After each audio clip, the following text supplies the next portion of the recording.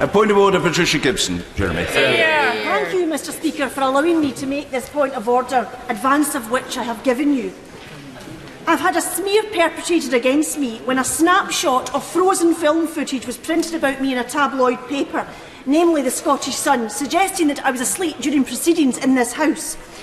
I contacted the journalist concerned, who had not shown the courtesy of contacting me before publishing this piece, to inform him that the filming of the proceedings demonstrated categorically that I was not asleep, but had for a second or two thrown my head back, appealing to the heavens in despair, chuntering in the chamber, whilst one of my colleagues had been speaking.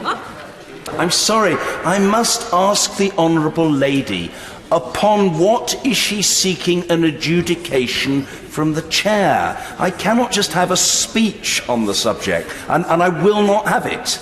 If the Honourable Lady wants to ask me something in a sentence, I will respond, but I'm not having a speech. If she wants an adjournment debate on the subject, I can happily afford her that, but I'm not having a speech now. It's not happening. Please.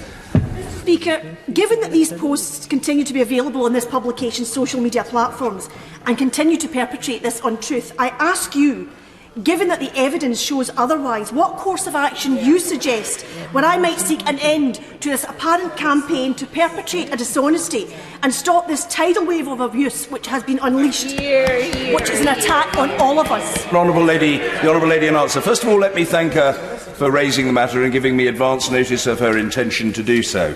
Secondly, I underline and reinforce her concern that it is indeed an extremely serious matter, not just for her personally, but for all colleagues and institutionally for the House of Commons. False allegations against members should not be allowed to gain traction. It affects all of us and the reputation of the House if such allegations are not robustly refuted.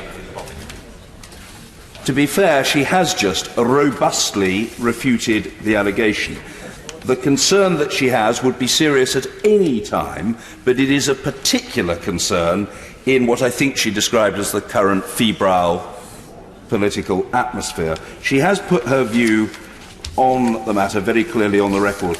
And what I would say to her is this: if the honourable member considers that the allegations made against her might conceivably constitute a contempt of the House, she should write to me setting out the facts, and I will adjudicate upon that. That's the first answer. The second answer to the Honourable Lady is that if she wishes to stage an adjournment debate on this abuse, of which this is an example, but of which there are many other examples, she might find a friendly chair will facilitate an adjournment debate for her, possibly of up to an hour and a half, in which other colleagues could also take part, and in which she would indeed have a full opportunity to make such speech as she judged necessary. Thirdly, I would say to the Honourable Lady, my advice to her in the short term is to get her hands on a copy of the official report of today's proceedings, without delay, as I'm sure she will do, and to ensure that it is circulated to all the outlets responsible for propagating this slur upon her good name. And fourthly, I want to say to the Honourable Lady, in terms which leave no scope for misunderstanding, that I have got a good vantage point in the chair. I say that to all members and to those observing our proceedings. I have never, in my time in the chair, observing the Honourable Lady, seen her fall asleep. She is a veritable parliamentary Zebedee. She is constantly jumping up and down, and that, as she knows, is a compliment, not an insult. She is one of the most alert members of Parliament. She is one of the most assiduous chamber attendees and participants. She is without blemish so far as her parliamentary commitment is concerned.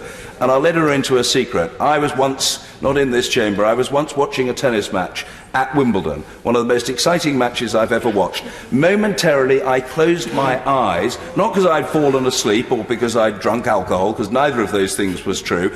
I had momentarily closed my eyes in sheer suspense in sheer suspense. And the camera caught me, and the next day it was suggested in a newspaper that perhaps I'd fallen asleep. The notion, as the honourable lady knows, that I would fall asleep watching a tennis match is just inherently absurd.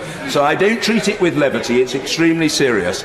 But as far as I'm concerned, it is monstrous and ridiculous, and she should circulate the official report which testifies to the Chair's view of this matter. And I've got a better idea than those other commentators for the very simple reason that I observe members every day from the Chair, and she wouldn't fall asleep. Amen. End of subject. Period.